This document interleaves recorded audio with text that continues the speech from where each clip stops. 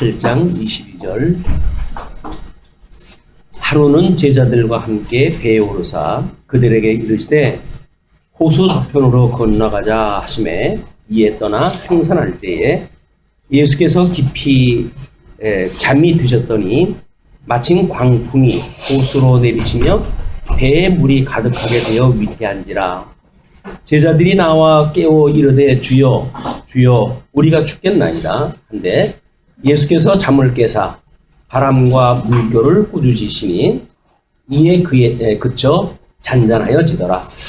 제자들에게 이르시되 너희 믿음이 어디 있느냐 하시니 그들이 두려워하고 놀랍게 여겨 서로 말하되 그가 누구이기에 바람과 물을 명하매 순종하는가 하더라. 우리 지난 시간에 서론적으로 8장에 대한 들어가는 말을 좀 소개를 해드렸습니다. 지금 제2절로 해서 권세에 의한 증거, 제1장 하나님의 의에 대한 증거라고 이렇게 이야기를 했어요. 로마 제국의 치하에 있는 지금 유대 이스라엘 사람들 그리고 종교 지도자들 거짓 진리를 선포하고 거짓 진리를 가지고 종교계를 장악하고 모든 백성들에게 생명의 말씀을 공급한 것이 아니라 자기네들의 부귀 영화를 위해서 잘못 전달되어지는 진리 체계에 신음하고 있는 백성들을 위해 가지고 우리 예수님이 오셨어요. 그 예수님은 하나님의 의로 오신 겁니다. 그러니까 지금 하나님의 의를 증거할 때에 신분에 의해서 증거가 됐고 권세에 의해서 증거가 되어지는데 우리 아담은 하나님의 그 복을 받았음에도 불구하고 불순종해가지고 이거 상실하고 말았어요. 그런 백성들 가운데 하나님께서 둘째 아담이신 예수님을 보내주셔가지고 죽기까지 충성하는 그 권세의 능력을 우리들한테 보여주십니다. 나만이 너희들의 구세주가 되어지고 나만이 너희를 우리 하나님 앞에 인도해갈 우리 하나님의 아들 예수 그리스도야 라고 하는 걸 지금 증거하는 거예요. 내가 너희들과 함께 아버지의 약속한 나라 그 나라에 이르게 할 거야. 너희들은 세상에 이런저런 고통이 따른다 할지라도 내가 너희들을 감싸 안고 그리고 천국의 나라로 너희들을 인도해 들어갈 거야. 그 이야기예요. 신음하고 고통에 빠져 있는 백성들한테 하나님이 어떠한 권세인지 그 주권의 이 지금 통치의 권세를 보여주심으로 해가지고 내가 이런 통치 권세를 가지고 있어. 그러니까 너희들은 나만 믿어. 그런 이야기예요. 하나님께서 언약을 해서 보내줬던 메시아 그리스도인 나만 믿어. 그럼 내가 너희들을 이끌어서 하나님 나라로 데려갈 거야. 그 이야기예요. 우리는 그래서 오늘도 여전히 예수 그리스도를 믿을 수밖에 없어요. 그분이 아니면 우리는 한 발자국도 하나님 나라에 가까이 갈 수가 없기 때문에 하나님의 의로 오셨던 예수 그리스도를 전폭적으로 의지하고 그분의 손에 붙잡힌 바가 되어져야 우리는 참 평안을 얻게 되어져요. 우리 지난 우리 사경회 때 성경적인 복에 대한 그걸 우리가 강의를 했다 했거든요. 근데 다윗은 그것을 이렇게 설명을 했다 했어요.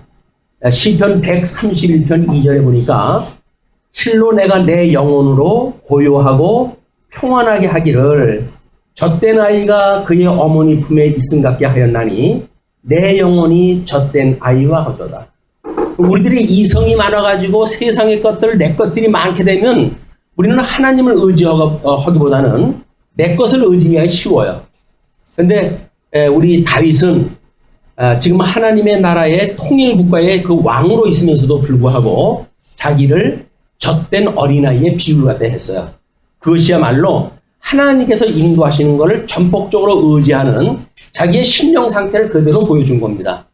근데 그것이 젖된 아이가 그 평온하게 어머니 품에 있는 것만큼 행복한 게 없잖아요. 우리 하나님 품에 안길 수 있는 방법은 예수님으로 인해서 우리가 갈 수밖에 없어요. 예수님 안에만 들어가게 되면 세상에 허다한 우리를 공격하고 있는 비진리의 권세들 또는 세속의 권세들 이런 것들이 우리를 못 살게 굽니다. 하나님 앞에 율법으로 고소를 갖다 하고 그리고 세속의 것들로 해가지고 자기한테 절을 하면 그걸 주겠다는 거예요. 그러나 우리 예수님은 이제 몸소 이 땅에 오셔가지고 하나님만 경외하는 것이 당신이 하실 일이라고 하는 걸 가르쳐 주셨고 또 오늘도 내 권세가 이러이러하니 너희들은 세상의 것들로 염려하지 말어. 내가 너희들과 함께 있을 거야. 그리고 내가 너희를 인도할 것이야. 근데 이걸 우리가 이 시간에 확인하게 되어집니다. 그것이 통치의 권세로 증거하는 예수 그리스도의 지금 8장 22절서부터의 내용입니다. 그 첫 번째 장면이 호수 저편으로 건너가자 할 때 이제 제자들은 예수님을 태우고 배가 출항이 됐죠. 근데 예수님께서는 그냥 바로 잠이 드셨어요. 근데 뭐 어떤 사람은 예수님이 전도 여행에 피곤해가지고 잠이 드셨다든지 이렇게 이야기하다 하는데 그거는 사실 맞지는 않습니다. 예수님은 밤을 맞새워가지고 기도하시는 분이거든요. 그리고 제자들도 지금 배를 몰고 가고 있는데 예수님만 피곤해가지고 잠을 자시는 그런 것 분이 아니에요. 이거를 어떤 인간적인 입장에서 보면 안 되는 거죠. 예수님이 잠이 드셨다는 이야기는 의지할 대상이 이미 제자들 눈에서 벗어났다는 거예요. 그러니까 예수님의 그 주권은 살아계셨을 때의 그 주권이 드러나는데 예수님이 잠이 들자 지금 광풍이 호수로 내리쳐요. 우리 뭐 갈릴리에 대한 그 어떤 지리적 여건은 늘 이야기했던 거니까. 그래서 풍랑이 몰아치니까 배에 물이 가득하게 되어지고 위태하게 되어집니다. 근데 제자들이 나와서 깨워요. 주여 주여 우리가 죽겠나이다. 지금 무슨 지금 팔자 편하게 주무십니까? 그런 생각을 가지고 불렀는지 모르겠어요. 아니면 정말 구세주라고 믿었기 때문에 예수님을 불렀는지. 우리가 죽겠나이다. 그러니까 예수님께 잠을 깨가지고 바람과 물결을 꾸주십니다. 자, 예수님이 모든 통치 권세를 다 가지고 계신 분이에요. 자연 만물을 하나님께서 지으셨고 천지 만물을 지으실 때 성자 하나님도 함께 계셨던 거예요. 그렇기 때문에 오늘 풍랑을 잠잠케 하고 꾸짖는 예수님에 대하여 어떻게 그럴 수가 있지? 라고 합리적 의심을 할 수가 있어요. 근데 그것은 천지를 지으신 하나님을 믿지 않기 때문에 그렇습니다. 천지를 지으신 하나님이라고 한다면 그걸 지키고 보존하는 것도 그 하나님께서 하실 거 아닙니까? 그러니까는 당연한 일이에요. 그 주님께서 하시는 일이 당연한 거예요. 근데 그동안은 아담의 타락 이후에 그런 권세를 가지고 계신 기름 부음 받은 자를 이들이 본 적이 없어요. 그러니까 예수님을 깨우고 예수님은 일어나가지고 바람과 물결을 꾸짖으십니다. 왜 내 사랑하는 제자들 힘들게 해? 라고 꾸짖었을 거야. 뭐 성경에서는 잠잠하라 뭐 이렇게 이제 명령을 하다 하셨는데 그렇게 하니까 이해라고 하는 그 이야기는 뭐예요? 그런 꾸짖으시는 그런 그 과정 때문에 그쳐 잔잔하여지더라. 그냥 풍랑이 우리는 자연이니까 이건 무슨 이성이 없는 거잖아요. 이성이 없는 그런 그 피조물인데도 불구하고 예수님께서 그냥 꾸짖으셔요. 인격적인 그런 그 말씀으로 해가지고 잠잠해! 라고 한마디를 딱 하니까 바다가 잠잠해지는 거예요. 그것이 우리가 믿는 예수님의 통치권세니까요. 뭐가 걱정이에요? 뭐가 근심이에요? 우리가 하나님 나라로 인도하시는 주님께서 이런 통치권세를 가지시고 하나님께서 언약한 대로 이 만사를 이루어 가실 거야 라고 오늘 아침에 우리 하나님께서 이 말씀을 주시는 거예요. 그 하나님께서 우리를 인도하신다고 한다면 그 하나님께서 우리의 오른팔을 붙드시고 나의 걸음을 인도하신다고 한다면 사람이 넘어질지라도 아주 넘어지지 아니하고 또 사람이 뭔가 계획을 세웠다 할지라도 그 하나님께서 그 길을 갖다 인도하시기 때문에 결코 그 길은 무너지지 않는 길이란 말이야. 그 길을 우리 주님께서 보여주신다고 하는 사실을 풍랑을 잠잠케 하는 장면을 통해서 소개를 갖다 해주십니다. 그리고 이제 제자들에게 말씀을 하시죠. 왜냐하면 자연을 통해 가지고 그거는 지금 하나님이 당신의 통치의 권능을 보여주시는 환경 아니에요. 근데 그것만 가지고 소용이 없어요. 당신이 부르시고 그리고 사역자로 세운 당신과 함께 동역을 갖다 해야 된 제자들에게 그런 의미가 무엇인지를 알아야 되거든요. 그거 가지고 어유 대단한데 우리 주님? 그래가지고 따라다니는 걸로 해가지고 능사가 아니란 말이야. 그런 주님이 믿어져가지고 주도적인 믿음의 생활을 할 수 있는 그 제자들을 주님께서 만드시기 위해 가지고 제자들한테 이렇게 이야기를 합니다. 너희 믿음이 어디 있느냐? 그들이 그동안 예수님이 이 8장까지 소개했던 21절까지 소개했던 그런 가운데 형성되어진 믿음이 과연 뭘까요? 끊임없이 그 예수가 그리스도라고 하는 걸 예수님께서는 선포를 갖다 했어요. 그리고 그들은 그걸 받아들이기도 하고 또 그걸 가지고 복음 증거도 하고 했던 사람들이거든요. 그런데 자기의 생명의 침해를 받는 최근까지 왔을 때 조금 멀리 있을 적에는 사실은 다 보입니다. 그런데 눈앞에 그 두려움이 딱딱 줬을 때에는 그걸 우리가 눈앞이 캄캄해졌다 이렇게 이야기를 하는 거예요. 캄캄해져요. 이성적 지능이 마비가 되어져요.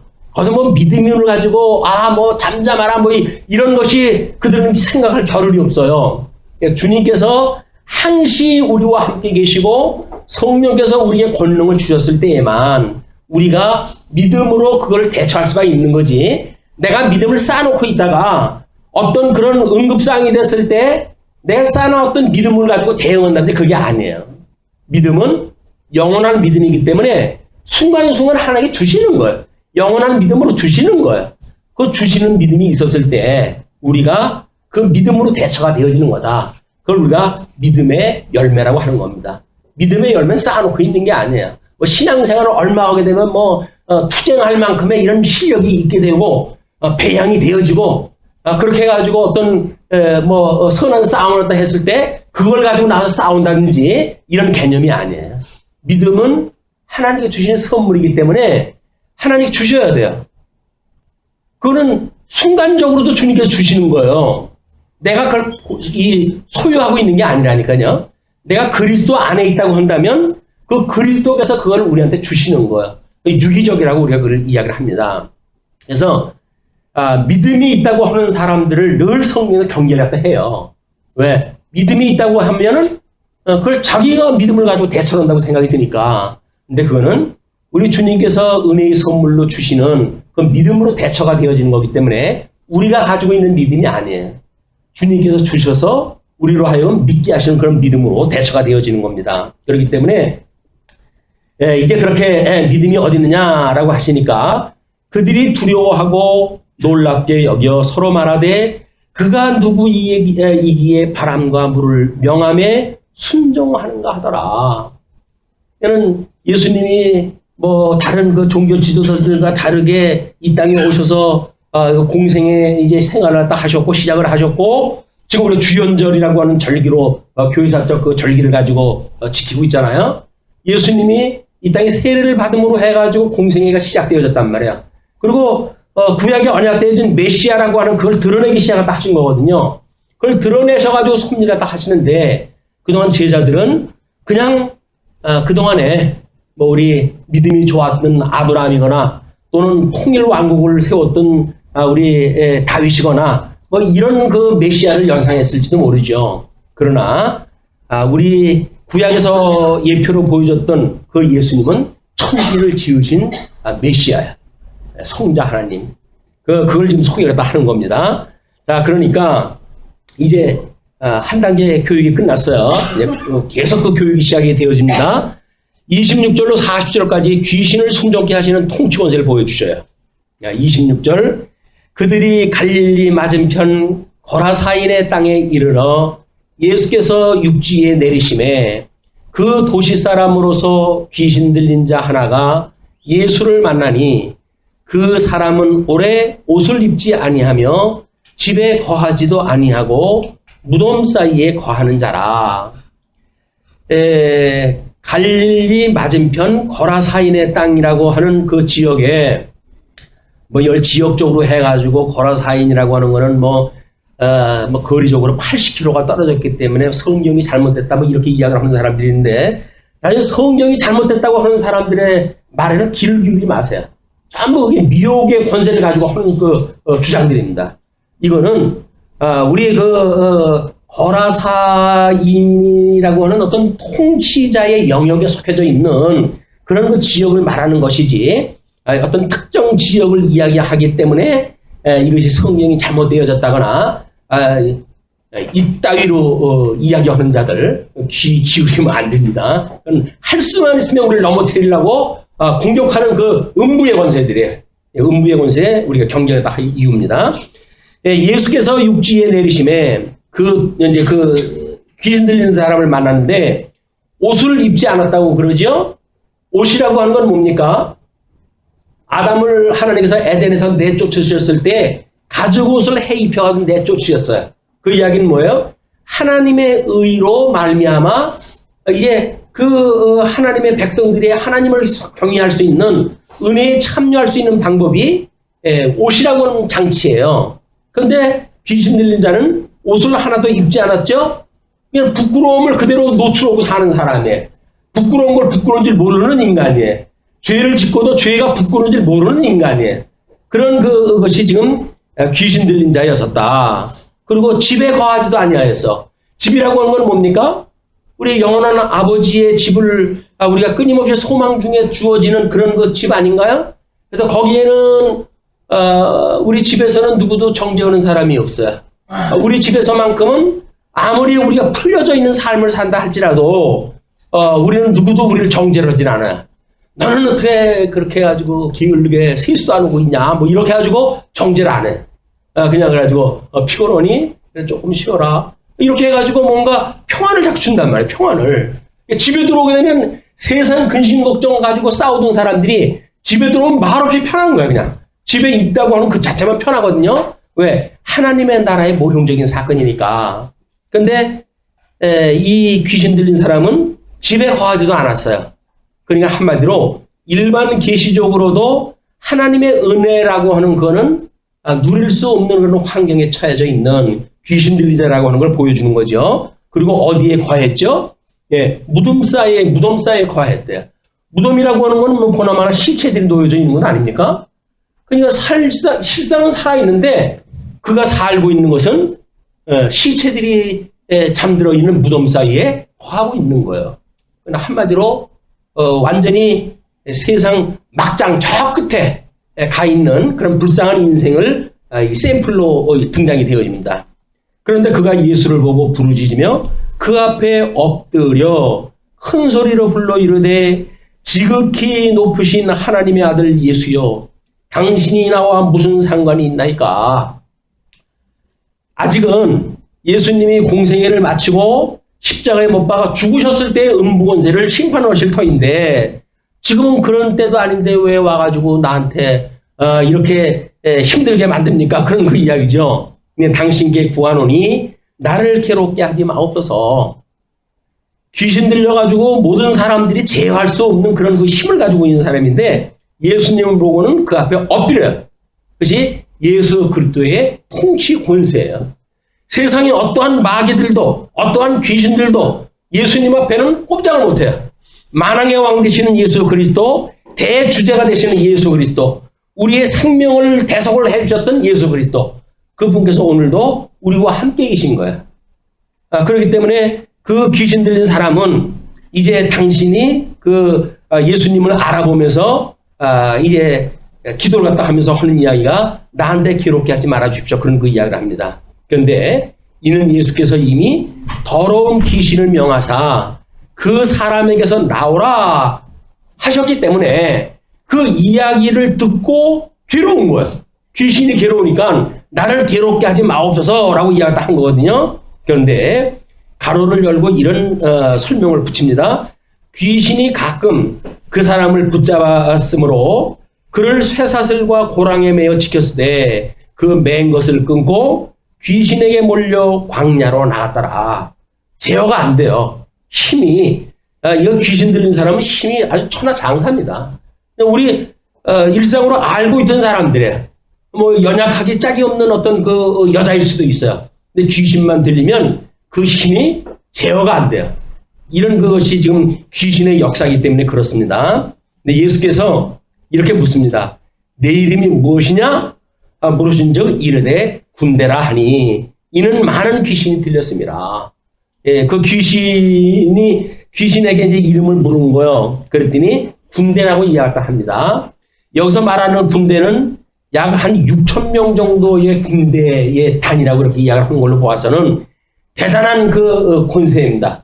이 마귀 권세가 그 귀신 들린 자를 지금 제어하고 있는 건데, 예수님께서 이제 그 많은 귀신이 들렸기 때문에 그러는 그 일인데, 무적행으로 들어가라 하지 마시기를 강구하더니, 무적행으로 들어가게만 하지 말아 주십시오. 이렇게 이야기를 하는 거예요. 아직 그때가 안 됐다 그 이야기죠. 그러니까 마침 그곳에 많은 돼지떼가 산에서 먹고 있는지라 귀신들이 그 돼지에게로 들어가게 허락하심을 강구하니 이에 허락하시니.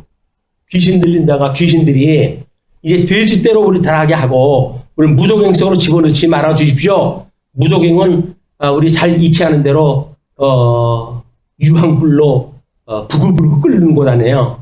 고통스러운 걸 알고 있는 곳이니까 그쪽으로 들어가지 말게 해달라고 부탁을 했다 합니다.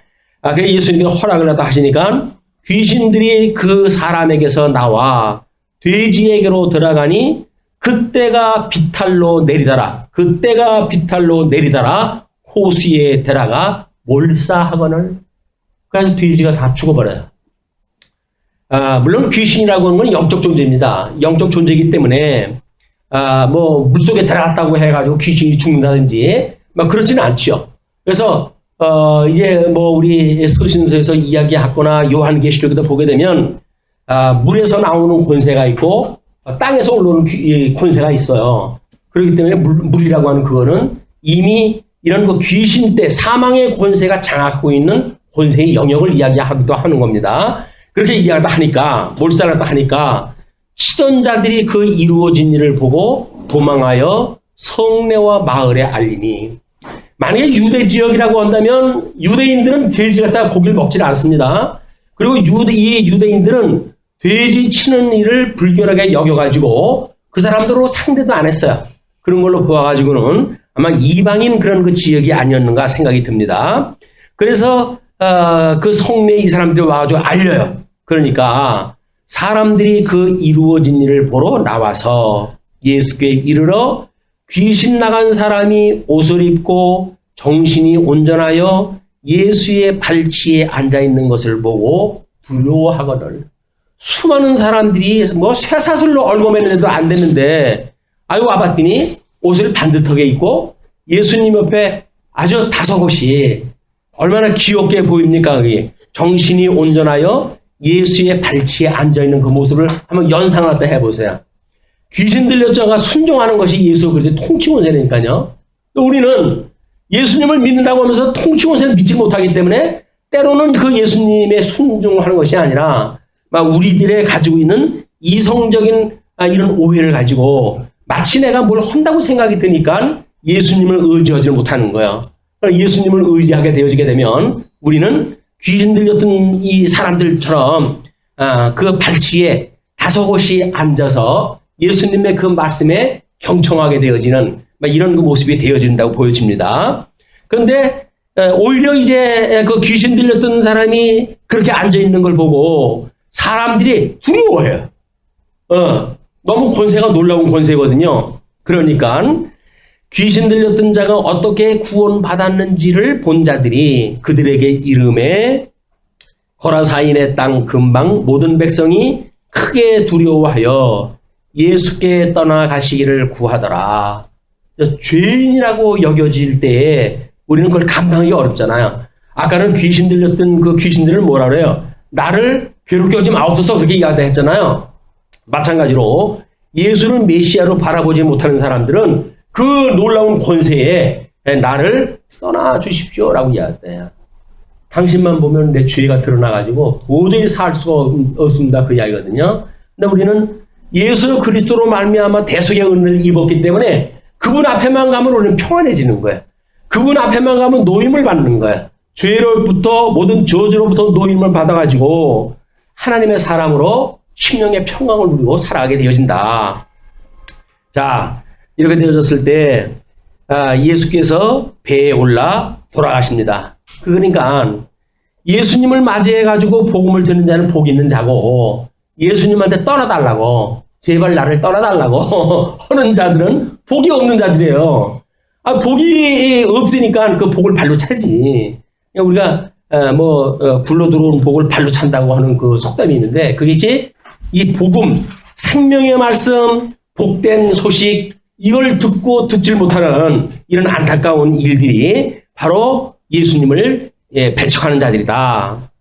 그런데 귀신 나간 사람이 함께 있기를 구하였으나 예수께서 그를 보내시며 이르시되 귀신 들린 사람의 입장에서 보게 되면 자기의 이 모든 귀신 들렸던 거를 지금 이제 축지를 갖다 해주신 분 아니에요?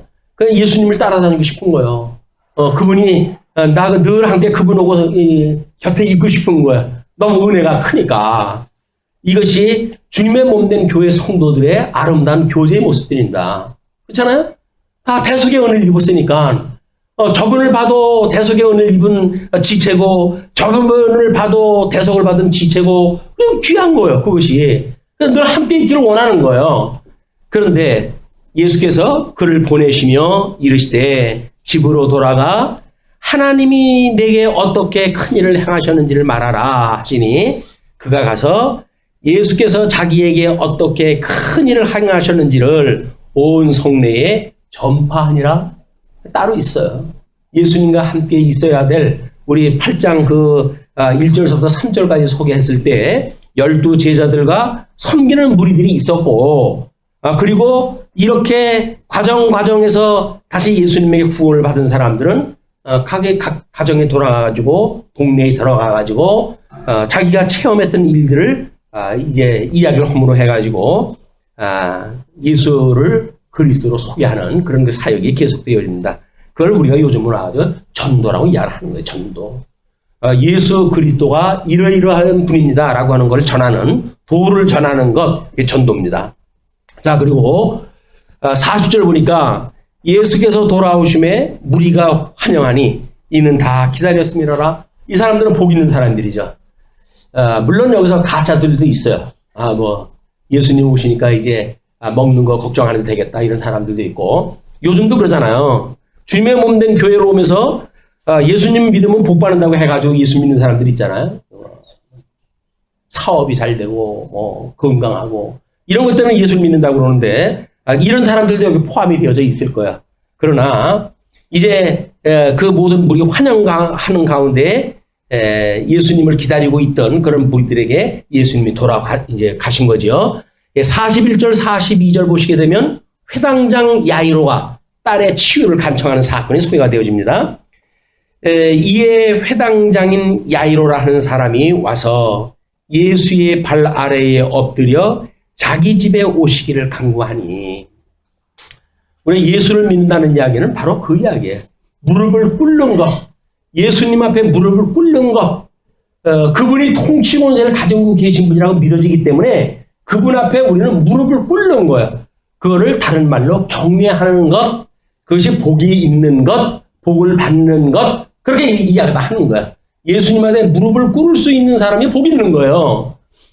그러니까 예수님께서는 너희가 나를 따르려고 한다면 너희를 부인하고 나를 따르라고 이야기를 하거든요. 근데 우리는 자꾸 세상에 우리가 쌓아놓은 이성적 자산을 가지고 예수님을 믿지 않으려고 하니까 예수님 앞에 무릎을 꿇기 싫어하는 거예요. 근데 우리는 이제는 예수님 때문에 우리 주위 안에 다 죽은 사람들 아니에요. 이제 다 죽었어요. 그렇기 때문에 무릎을 꿇는 것보다도 우리는 죽었으니까 이미 죽었는데도 불구하고 체면 차릴 게 있나요? 아직도? 그건 예수님 앞에서 우리가 죽은 자세가 아니죠. 우리 예수님한테 죽었다. 이런 그 자세를 가지고 이제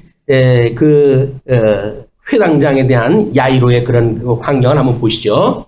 근데 이는 자기에게 12살 된 외딸이 있어 죽어가미러라. 딸바본가 보죠? 외딸이라고 그러니까.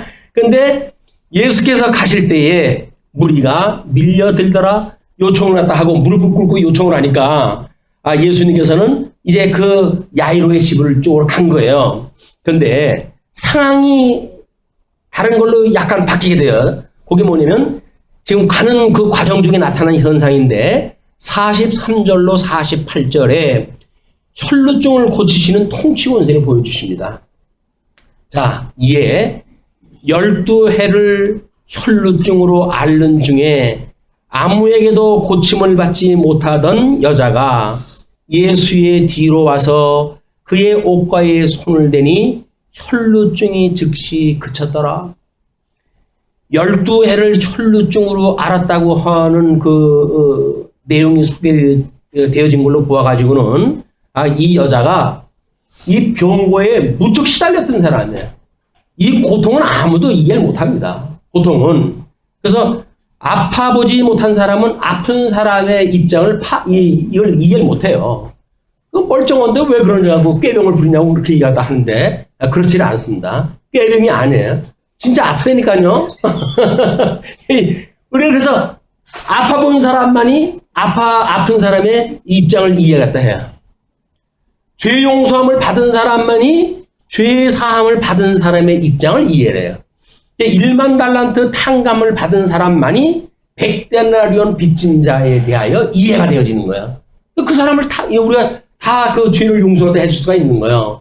근데 나는 1만 달란트 탕감 받았어요. 라고 말하면서 100데나리온 빚진 자를 우리 탕감하지 않는다고 한다면 우리는 1만 달란트 탕감 받은 것이 아니에요.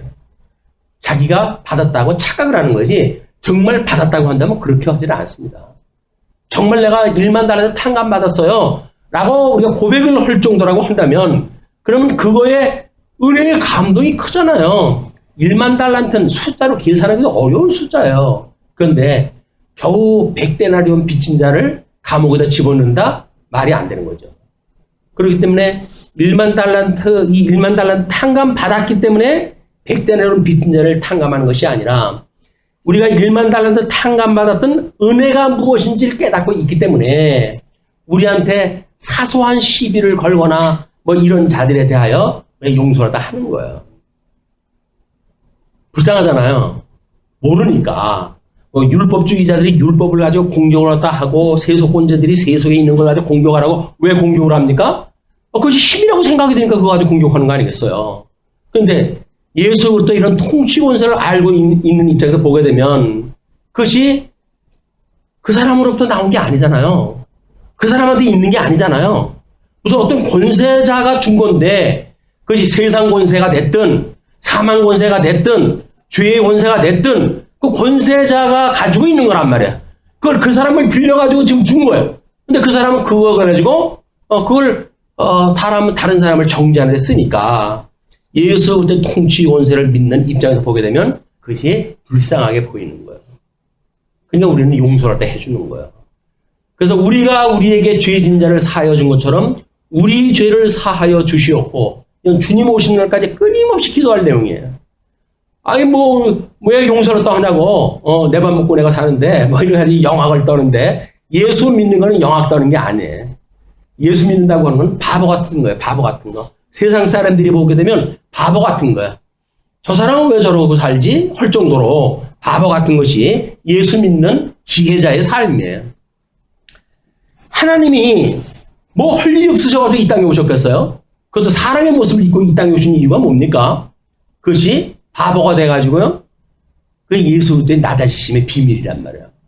그 예수 그리스도의 비하의 신분의 비밀, 그걸 아는 자만이 주님의 몸된 교회를 몸소 우리가 섬길 수가 있게 되어지는 거예요. 봉사를 할 수가 있게 되어지는 거예요. 사랑의 수고를 할 수가 있게 되어지는 거예요. 그렇지 않으면 그러면 교회가 이 사회하고 다를 게 아무것도 없어요. 완장 하나 둘러놓게 되면 그러면 완전히 갑질 갖다 해야 되고 이것이 세상 논리하고 다른 게 뭐가 있어요? 그렇기 때문에 이 교회에서만큼은 오히려 치자들한테 끊임없이 성경이 말하는 게 뭡니까? 주관하는 자세를 하지 말고 섬기는 자세로 살라 그 이야기예요. 섬기는 자세로. 예수님이 너희를 섬겼는데 너희들은 너희의 그렇게 어린 자들을 섬기게 되는 거 아니겠어? 너희들 그 위에 군림하고 그리고 그 위에 갑질을 하고 그렇게 하는 세상 권세가 하는 일이지 믿음의 사람들이 하는 것이 아니야. 주님께서 끊임없이 우리한테 그렇게 교훈을 다 하시는 겁니다. 그러니까 그 혈루증으로 알고 있는 여자가 불결한 사람이에요. 회중들하고 섞일 수도 없어요. 알게 되면.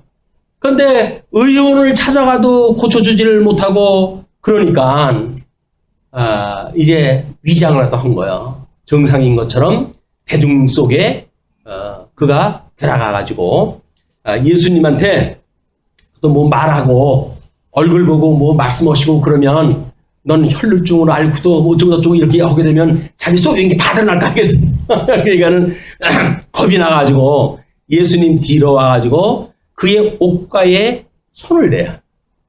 옷가에다가.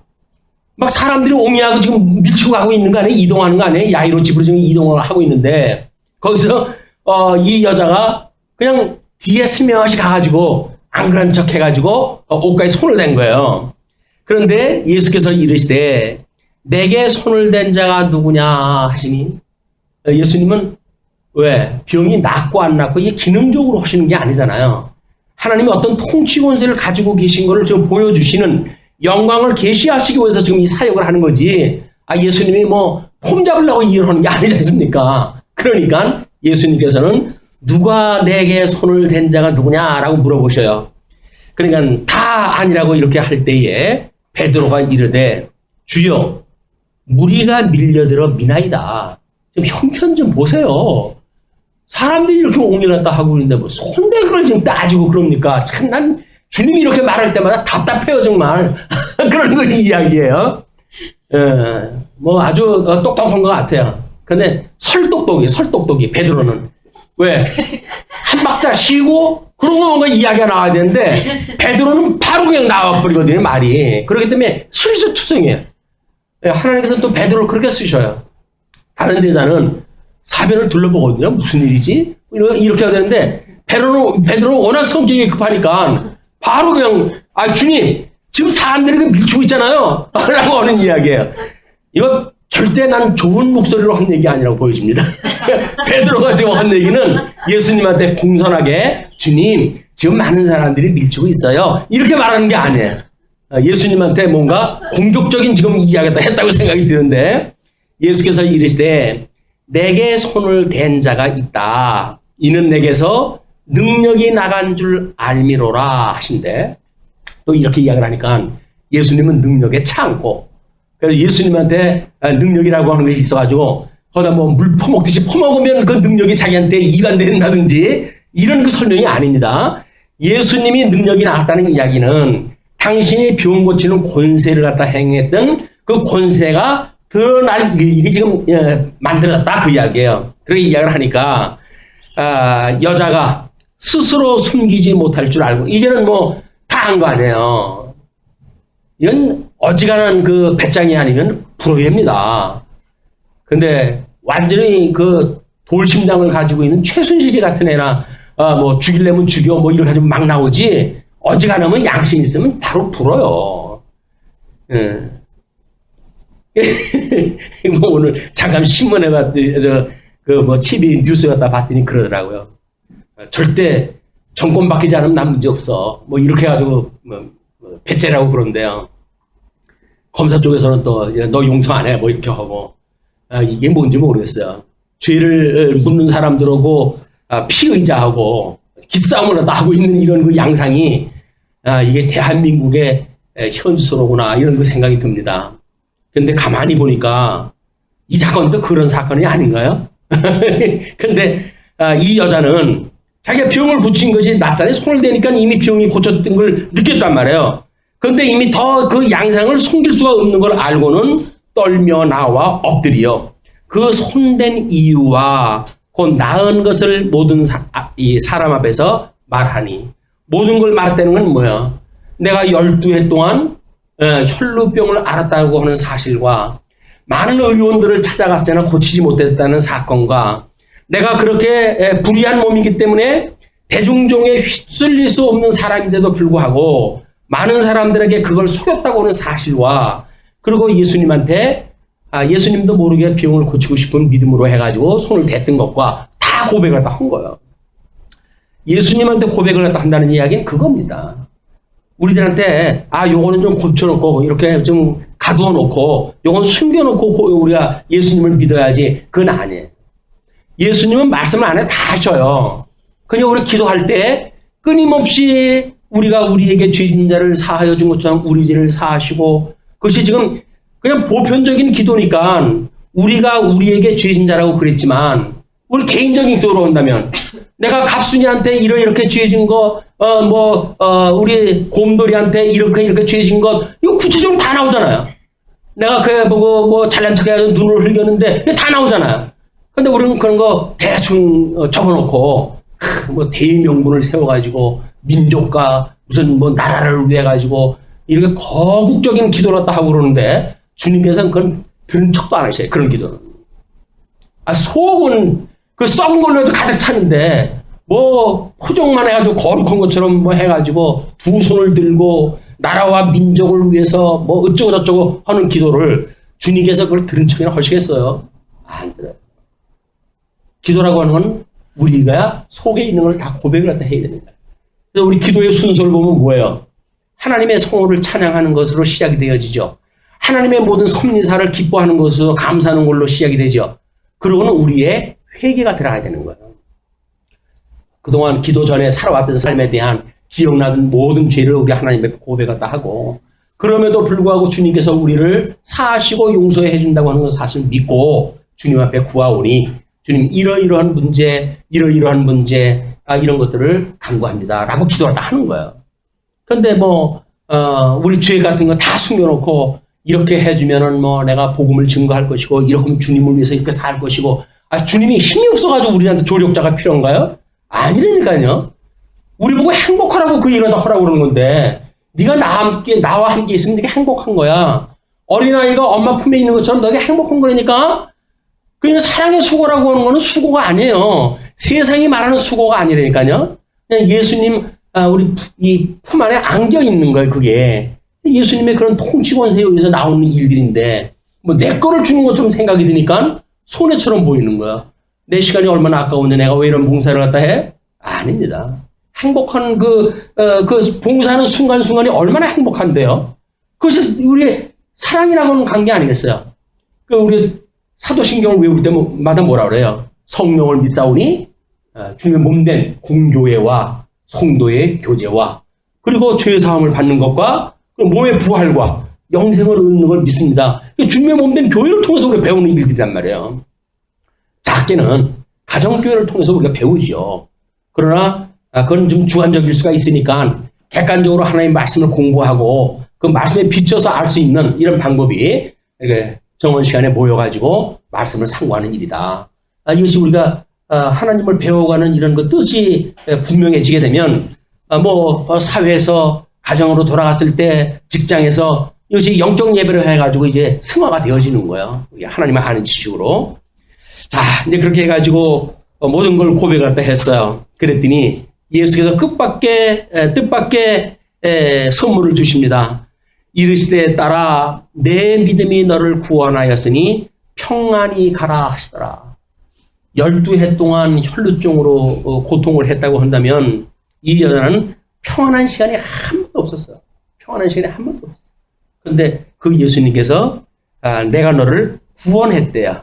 물론 병으로부터 구원이 되기도 했겠죠. 그러나 이제 이 죄의 권세로부터 너를 구원했으니까 평안히 가라고 이야기를 합니다. 우리가 평안히 가야 될 이유가 있는 거예요. 그래서 주님이 우리의 믿음을 보시고 너를 구원하였으니 평안히 가라 그 이야기예요. 그래서 인사할 때마다 우리가 샬롬 그런 거예요. 샬롬. 평안을 구하는 거예요. 평안을. 끊임없이 주님으로 말미암은 평안. 그래서 예수 그리스도와 성령의 이 우리 하나님 아버지로 말미암아 가지고 사랑과 그 은혜와 평강과 이것이 늘 우리가 함께 있는 그런 여건이 되어진다.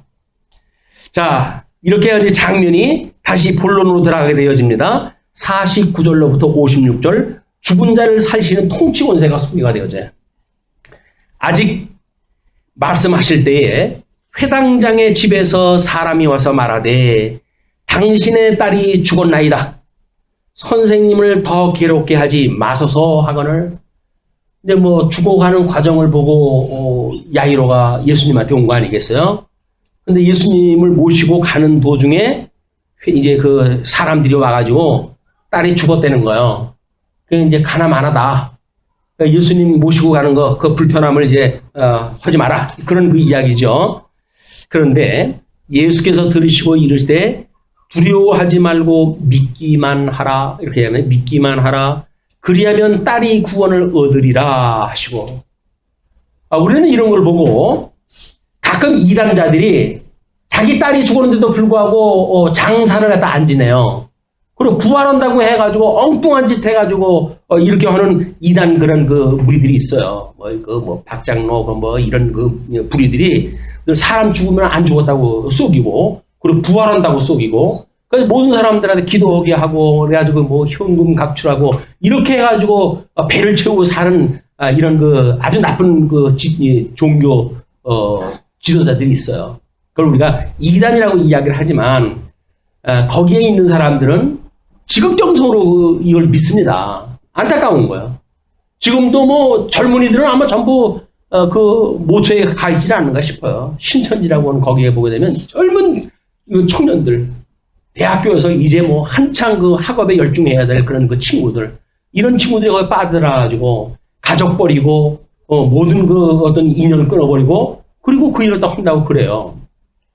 근데 그게 생명의 말씀에 있는 곳에는 그런 젊은 친구들이 안 오고, 쓰레기 같은 곳에는 그렇게 몰리는지 모르겠어요. 참 하나님의 능력이에요. 이건 하나님의 능력이에요. 믿는 자가 적다고 하는 걸 보여주는 사건입니다. 우리 교회 학교 친구들 보게 되면 너무 소중하잖아요. 예. 그런 사람 1,000만 하고 바꾸겠어요? 안 바꾸죠. 자, 그런데 예수께서 이르시되 두려워하지 말고 믿기만 하라. 그리하면 딸이 구원을 얻으리라 하시고, 그 집에 이르러 베드로와 요한과 야고보와 아이의 부모 외에는 함께 들어가기를 허락하지 아니하시니라. 그래서 최측근 3인방 데리고 그 부모하고만 들어갔어요. 들어가가지고는 모든 사람이 아이를 위하여 울며 통곡하며 예수께서 이르시되 울지 말라, 죽은 것이 아니라 잔다 하시니. 아니, 죽은 걸 보고, 지금 숨거둔 걸 보고 사람들이 우는데, 예수님이 언제 보셨다고 들어와가지고 집에 들어오자마자, 울지 마라. 이게 죽은 것이 아니라 잔다. 이렇게 이야기를 하니까, 사람들이 이게 말이 믿어지지 않지 않겠어요? 그런데, 그들이 그 죽은 것을 아는 거로 비웃더라. 이게 자기네 체험으로 인한 인식의 세계를 갖고 있는 사람들의 슬픔이에요. 자기네들이 체험을 갖다 했는데 그걸 어떻게 그걸 믿어요? 그런 말을. 아니, 내가 죽은 걸 봤는데 잔다니. 웃겨. 저 양반 웃겨. 예수님이라고 그러지 않을 거야. 주님이라고도 그러지 않았을 거야. 비웃는 정도로 봐가지고는 저 양반 웃겨 이랬을 거야. 지금도 우리 주님이 저 양반 정도로 되니까 양반이면 그래도 양반이죠. 정말 하는 게 아니라 그 예수님이 무슨 자기의 종부리듯이잖아요. 종부리듯이 이거 하세요 저거 하세요 주님한테. 아니, 주님이 뭐가 아신 게 있다고 해도 이거 하세요 저거 하신 대로 해요. 주님이 주님의 종이라고 하는 사람들이 그 일을 하고 있다니까요. 주님은 나의 주인이세요. 나는 당신의 종입니다. 라고 신앙을 고백을 또 한다고 그러면서도 삶에 가서는 뭐라 그래요? 주님, 이것 좀 하세요. 그럼 주님이 그거 해야 되나요? 우리 그렇게 경험을 다 해오고 살아왔다고 믿는다니까요. 그걸 믿음으로 기도를 했다고 그래요. 예수님이 어떠한 분인지 모르니까 그래요. 통치 권세가 어떠한 권세인지를 알게 되어지게 되면 언감생심 그런 얘기를 다 못하지요. 주님 앞에 어떻게 명령으로 해야 됩니까? 그 앞에 무릎을 꿇고 부부를 갖다 해도 쉬운치 않은데 그분이 뭔지를 모르니까 주님 이거 하세요 저거 하세요 이것도 해주세요 저것도 해주세요. 주님이 당신의 무슨 청직이에요? 자기가 종이라고 그랬더니 예수님을 자기네 집에 청직으로 삼아. 이건 예수님 얘기 아니에요. 예수님을 믿는다는 이야기는 그분이 대주제가 된다고 하는 걸 믿는 거예요. 음부 권세와 생명의 권세 모든 권세 위에 통일케 하시는 그런 대주제가 되시는 분이다. 만왕의 왕이신 분이시다. 라고 하는 분을 우리가 믿는 거지. 세상에 우리가 우는 소리 오면 들어주고 아쉬운 소리 오면 들어주고 그런 분을 우리가 믿는 게 아니라니까요. 우리가 믿는 그 주님은 온 천하 만물을 지으시고 그걸 당신의 기뻐하시는 뜻을 따라 섭리하시는 하나님, 그 하나님으로 말미암아 그 영광을 우리한테 보여주시는 분. 그래서 우리는 범사의 그를 인정하고 그를 우리가 찬양할 수밖에 없도록 섭리하시는 하나님, 그런 하나님이에요. 우리가 믿는 그런 하나님. 그렇기 때문에 비웃는 자들인데 예수께서 한 방에 날려버리죠. 예수께서 아이의 손을 잡고 불러 이르시되 아이야 일어나라 하시니, 일어나래요. 자는 거니까 일어나라 그래요. 그래서 기독교에서는 사람이 운명을 갖다 했을 때 죽었다고 표현을 다 안 하는 거예요. 잔다. 사도신경을 외울 때 뭐라 그래요? 몸에 다시 부활할 걸 믿는다고 고백을 하잖아요. 근데 고백을 할 적에는 우리 몸이 다시 살 걸 고백을 한다고 해놓고, 그러고는 실질적인 상황 속에서는 죽었네? 라고 해버리게 되면 그 죽음은 어디로 가는 거예요? 둘째 사망, 영원한 멸망에 빠지는 사람만 죽는 거예요. 우리는 지금 잠시 자는 거예요, 이제. 주님이 오라고 하실 것다가 푹 가지고 깊은 잠을 자는 거예요. 그걸 안식이라고 이야기하는 겁니다. 안식의 잠을 우리가 자고 있다가 주님 오라고 하는 날 갈 수 있는 그것이 죽음이니까, 죽음이라고는 세속적 죽음, 세상에서 말하는 그런 죽음, 이런 걸로 죽음을 생각하니까 죽음이 어려운 거예요. 힘든 거예요. 근데 그는 마귀가 속이는 거예요. 죽음이라고 하는 건 끝이야 라고 우리한테 속이니까 그 일이 벌어지는 건데, 주님은 그게 끝이 아니라 그러잖아요. 그게 끝이 아니라 이제 영원한 그 세계의 시작인 거야 라고 하는 걸 이야기를 하니까 우리는 오히려 죽음 앞에서 소망을 가져야 되죠. 이제는 깊은 잠에 빠지게 되면 우리 주님께서 오라고 하실 때 진정한 하나님 나라의 백성으로 살아가게 되어지는구나. 그걸 우리가 믿고 살아가는 거예요. 그것이 오늘 아침에 주는 주님의 위로의 말씀입니다. 그러니까 아이야 일어나라 하시니 그 영이 돌아와, 영이 돌아왔다는 이야기는 죽었다고 하는 건 뭐예요? 영과 육의 분리라고 이야기를 했죠. 영과 육의 분리다. 지금도 뭐 영이 분리돼가지고 기도를 한다는 동 이런 잘못 가르치는 사람들인데, 기도할 때 영이 다른 데로 가가지고 뭐 한다는 이야기는 그건 잘못되어진 거예요. 영은 다른 데로 갈 수가 없어요. 육과 영이 한 몸으로 되어져 있는 걸 사람이라고 그러기 때문에 영이 떠났다고 하는 이야기는 죽었다는 이야기예요. 영과 육이 분리되어진 건 죽음을 이야기를 하는 거거든요. 그런데 이제 이거를 생명 권세를 가지고 계셨던 주님께서는 이제 그 아이한테 일어나라 라고 이야기했을 때 그렇게 사람들이 이해했던 것처럼 떨어져 갔던 영이 돌아와가지고 아이가 곧 일어나거늘 예수께서 먹을 것을 주라 명하시니, 죽었다가 살아나는데 제일 급한 게 뭐야? 먹는 거예요. 먹는 거. 아마 중병에 걸려가지고 죽었을 때니까 살아있을 적에도 먹는 걸 제대로 못 먹었을 거예요. 주님께서 이게 먹을 걸 갖다 주라고 명하십니다. 우리가 죽었던 우리를 살려주신 주님께서 뭘 먹으라고 그럴까요? 돌덩어리를 떡을 만들어 먹으라고 그럴까요? 그건 사단이 속였던 거 아니에요. 우리한테 뭘 주실 거예요? 일용할 양식을 주시옵고, 오늘 주님께서 우리에게 필요한 말씀, 생명의 말씀을 주시옵고, 그 말씀을 붙들고 살아가야만 우리가 살아있는 거예요. 우리는 지금 죽은 이 야이로의 딸을 이야기하니까 남의 이야기 보듯하잖아요. 이야기는 남의 이야기가 아니라 우리의 이야기예요. 우리의 이야기. 우리가 죽었다고 생각이 들었는데 그것이 아니라 주님께서 죽었던 우리를 살리셨도다 이렇게 이야기하잖아요. 우리 죽었던 사람들이에요.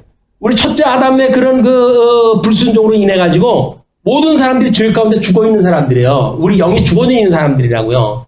근데 우리는 그 영이 죽어 있는 사람을 그냥 움직이니까 산다고 보잖아요. 근데 예수를 믿으면 죽었던 영이 중생이 되어져 가지고 산 영이 되어지는 거 아니에요, 이제? 그렇게 되어지면 달라지는 거 아니에요? 정체성이 달라지는 거 아니에요? 그런데 세상 눈으로 보니까 똑같다고 생각이 드니까 믿는 사람이든지 믿지 않는 사람이든지 분별이 안 되어지는 거예요. 근데 하나님의 영으로 거듭나고 중생되어진 사람들은 끊임없이 하나님의 뜻을 따라 살고 싶어 해요. 왜? 우리 아버지 생각이니까. 아니, 아버지가 평생을 우리를 갖다 죽었던 우리를 살려주셨는데, 이제 그럼 됐어요. 그럼 이제 내 마음대로 살게요. 주님은 주님대로 사세요. 이렇게 되겠어요? 안 되는 거죠. 예수님을 믿는다는 건 그러기 때문에 우리가 아버지의 뜻을 분별하는 영적 예배의 삶을 살게 되어진다. 끊임없이 영적 예배를 드리게 되어지는 겁니다. 자, 그렇게 하는 건, 그러니까, 56절. 그 부모가 놀라는지라 예수께서 경고하사 이 일을 아무에게도 말하지 말라 하시니라. 이거를 이제 하도 이런 얘기가 나오니까 신학적으로 은익사상이라든지 이렇게 설명했다 하는데, 예수님께서는 정하신 때에 정하신 그런 일들을 드러내시기 위해 가지고 때로는 숨기기도 하시고 그렇게 하신다. 이거는 보편적으로 해가지고 이루어지는 일들이 아니에요. 그때그때 중요한 때에 그러는 거 설명하다 하십니다. 자, 오늘은 다른 그 2부 순서가 있어가지고 일단 여기서 말씀 줄이죠. 기도하시겠습니다.